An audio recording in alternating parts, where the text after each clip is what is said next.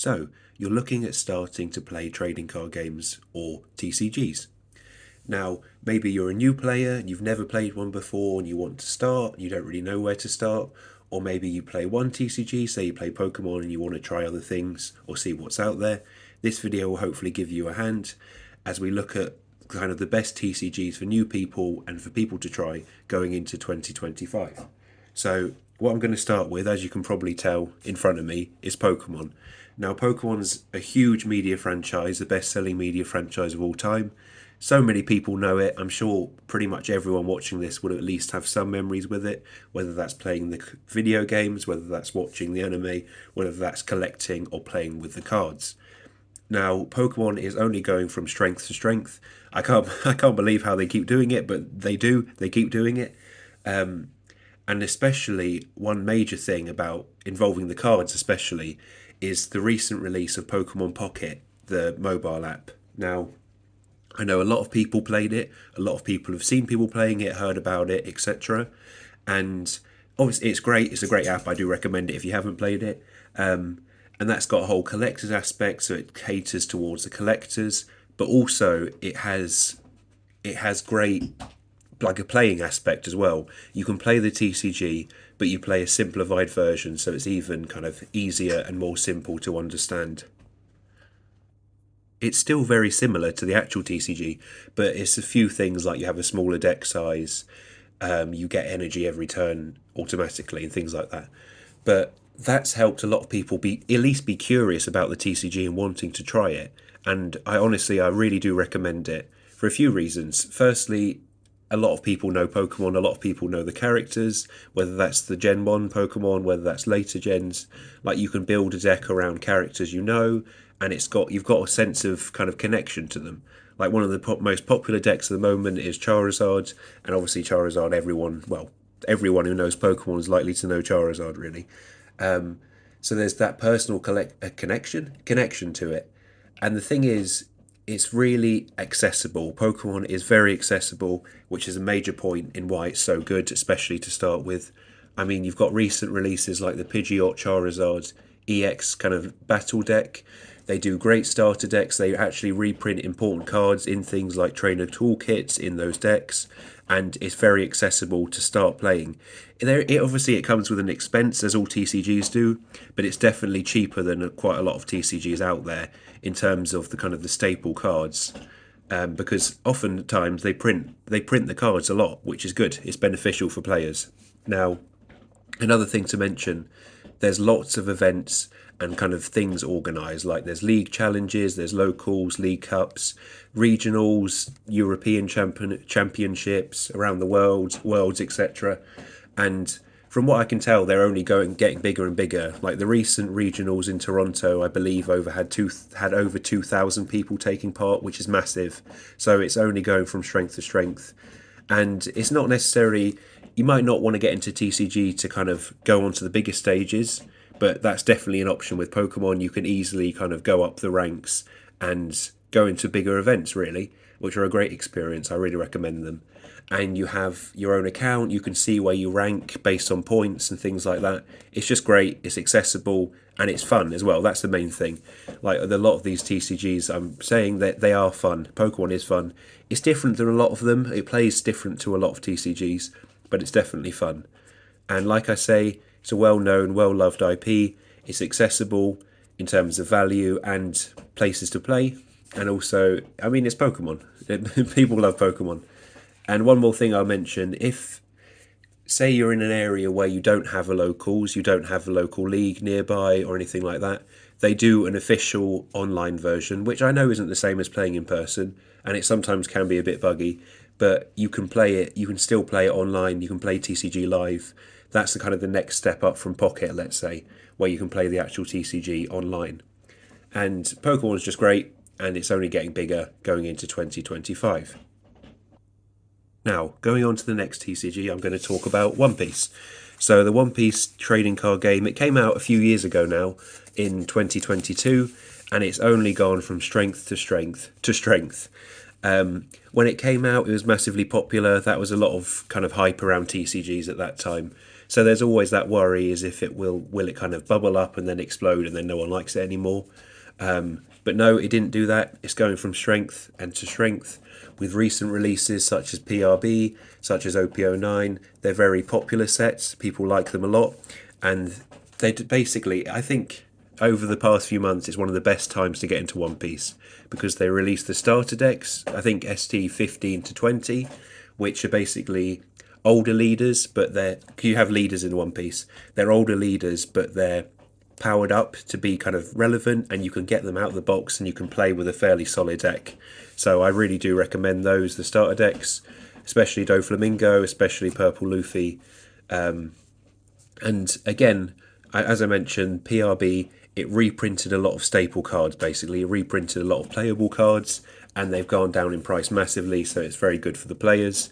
But there's still value in the cards as well, if that's what you're worried about, or if that's something that concerns you. Another thing like Pokemon, massive IP, One Piece is huge, anime is only becoming more and more popular, One Piece drawing into its final sagas, it's just, a lot of people love it, a lot of people know it, a lot of people have watched it, or at least even watched the live action, so it's just getting more and more popular. And I understand there's a worry with Bandai that some of the TCGs they've done, they don't always do so well, but I think they've actually hit the nail on the head with One Piece, and they're running with it, and they're doing well. It's also accessible. A lot of people play it. Unlike Pokemon, you can't look on their website and find all the leagues, but you can use the Bandai app. The app's not brilliant, but you can look at local stores nearby, see when they're holding One Piece events. And like with Pokemon, there's opportunity to go to bigger events. They do regionals, they do kind of national finals, they do the Worlds events. So there's opportunity to go progress in the TCG, basically. There is an online version called One Piece TCG Sim.